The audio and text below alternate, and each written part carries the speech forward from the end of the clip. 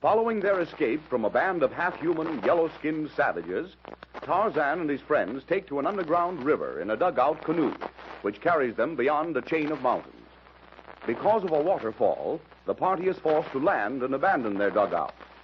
While seeking a means of reaching the river below the falls, they are ambushed and captured by a second party of yellow giants.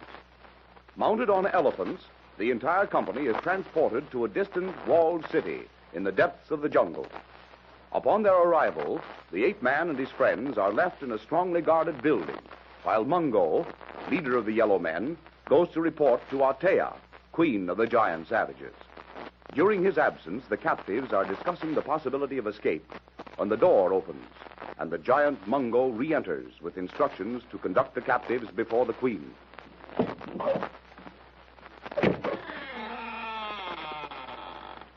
We are ready, Mungo. Lead the way. You come.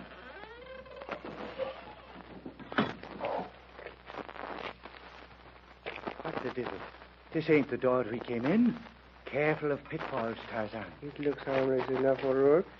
Merely a stone stairway, probably leading to the roof. To the top of the wall. This house is built against the outer wall. At least we'll have a good view of this very interesting city, my friends. Couldn't we tackle Mungo, Tarzan, and make a try at getting away? It's dark enough to try scaling the outside of the wall. Once in the jungle, you know. We would be retaken almost immediately, Monsieur O'Rourke, and probably killed out of hand. Yes, probably. Handling Mungo would not be so difficult, O'Rourke, were he alone. Look over there beside that watchtower. A dozen or more guards are waiting for us. Yes, and besides, Terry, why, the top of this wall must be all of 30 feet from the ground. Ah, well, it was just a thought anyway. If we leave things to Tarzan, Monsieur O'Rourke, our chances for escape will be far better. It is unfortunate that we could not have dined before this audience with Her Savage Majesty. One dies so much better on a full stomach. Oh, Dr. Wong, how can you joke at a time like this? That dreadful woman will probably have us all murdered simply for her entertainment. With the inner man well satisfied, my child, death should not be difficult to meet. However, it was a mere figure of speech. I should not worry too much about this, Queen. Non, mademoiselle, pas du tout. I have been in much worse situation with Tarzan, and we have always won through. As you Americans say, let us not cross the bridge until we reach it, n'est-ce pas? Speaking of bridges, we seem to be crossing a sort of causeway or stone bridge leading to that central building. Well, we didn't see this from the edge of the valley, or even when we came into the city. It's on the opposite side from which we came in, behind that high round tower. What sort of building do you suppose that is? The tower in the center, I mean. It couldn't have been built by these people. Nor by any others, Jeanette. It is an excellent example of nature's own work. What it represents to these savages would be difficult to surmise. Well, we'll probably find out very soon. We seem to be going there, or at least to the building surrounding it. The palace of the Queen, I suppose. I think so. I don't know what else it could be unless there are dungeons for us. Imagine all this in the very heart of what we call darkest Africa. If it weren't for all those half-clothed, gigantic, yellow-skinned people, one might very easily imagine oneself in one of the older European cities. There are more things in heaven and Africa than are dreamed of in white man's philosophy, my friend. That is very true, Monsieur Doctor. Very true. But this queen, Atea, we are about to interview. As ruler of such a place as this, she cannot be entirely a sauvage. Exactly my thought, Lieutenant. I believe we are to be very greatly surprised. I wonder what sort of woman we'll find. Probably be some huge yellow-skinned Amazon, like the rest of these women. I'm thinking, Cushler, your question will be answered immediately. We're coming to the palace, or whatever this pile of rock represents. Whoa, Tukwa, Mungo. La, Menge, Tuktu, Atea.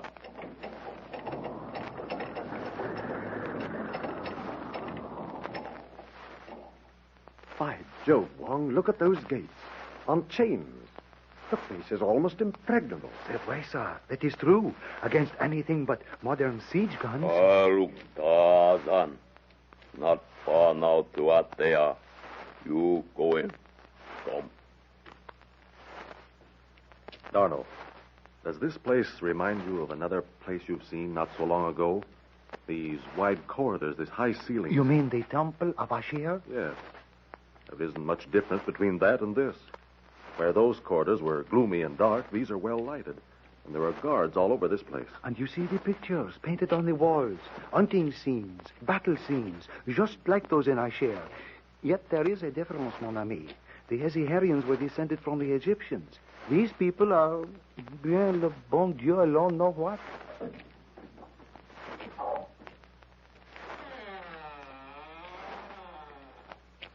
As O'Rourke says, Darno, we'll find that out soon enough. Those doors we're coming to at the end of the corridor. The guards have opened them. Arriving at the open doorway, the guards surrounding the captives halt. Led only by Mungo, Tarzan and his friends enter a large, brightly lighted chamber. Crossing it, they approach a low platform. Seated in a sort of throne on the platform is the glamorous, veiled figure of a woman. To right and left of the dais stand several giants dressed in short leopard skin tunics. At the waist of each hangs a long double-edged sword. In silence, Mungo and his captives approach the foot of the dais, where they halt. The seated woman rises slowly, lifts the long veil covering her entire form, and drops it at her feet. A little gasp of stunned surprise from each member of the white group as they stand and stare in amazement at the regally magnificent figure before them.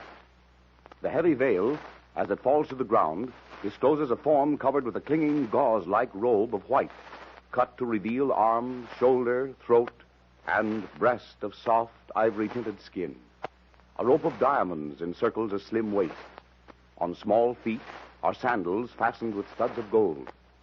The woman's eyes are large and deep-set, dark and shadowy. A broad and noble brow, on which hair, blue-black as a raven's wing, grows low.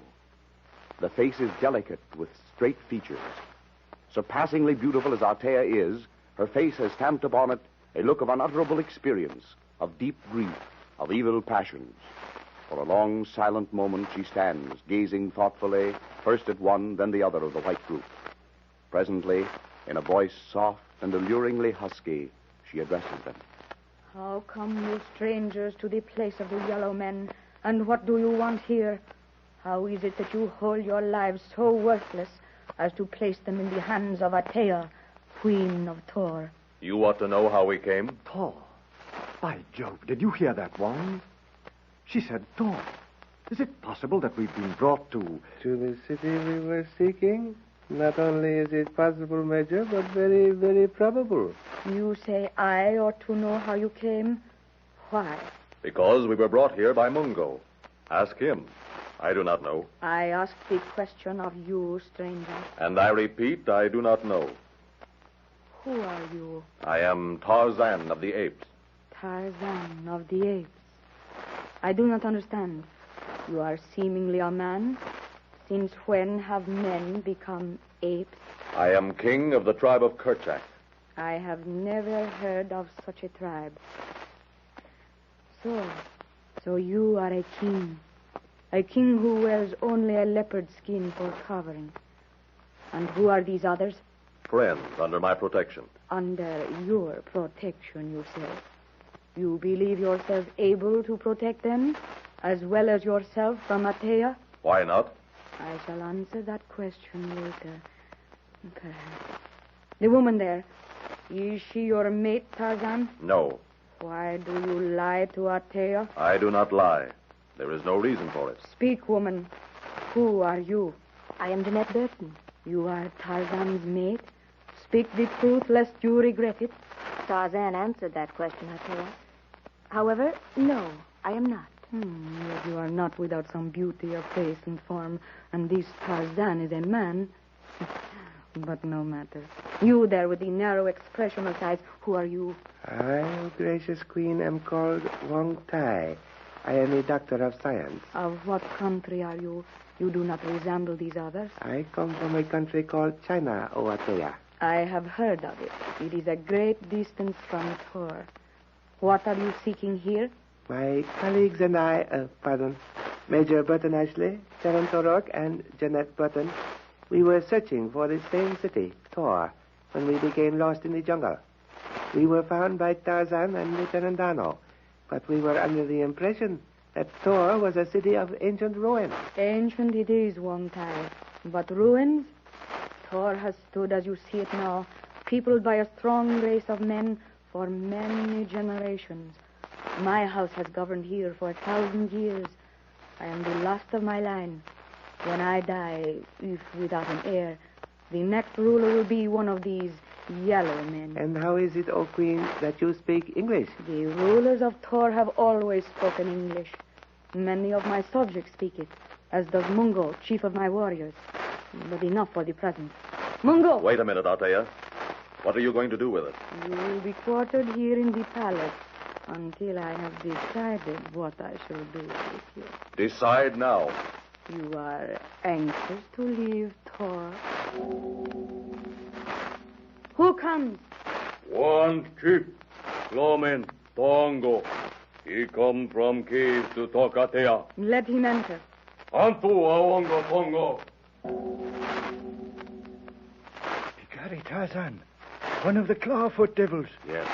Listen. Tuktu wa gambo erok. Gambo nukwa Tongo. Mumbo tukwa awonga analuk. Look, Uncle Jim. Look, he's pointing at Tarzan and you and Terry. Steady, my dear. This man, Tango, chief of my outer guard, says that you, Tarzan of the Apes, and these others killed many of his men. Is it true? Yes. According to the laws of Thor, a chief has the right to avenge the death of any of his men in personal combat with him who has slain them. I cannot change the law, Tarzan. Tango claims that right of you. When is it to be and where? Here, Tarzan, and now. I had hoped to keep you here with me, but Tango will kill you. He is a mighty warrior. I am not worried about him. Let him take care of himself. Dono, step back with Jeanette. The rest of you, back to the wall. You have a weapon, Tarzan of the Apes? Yes. Then defend yourself, and may the gods of Thor protect you. Aruk, Tango! With a howl of rage, the yellow giant grasps his heavy cudgel in both hands, swings it high above his head, and leaps toward the quietly waiting ape man.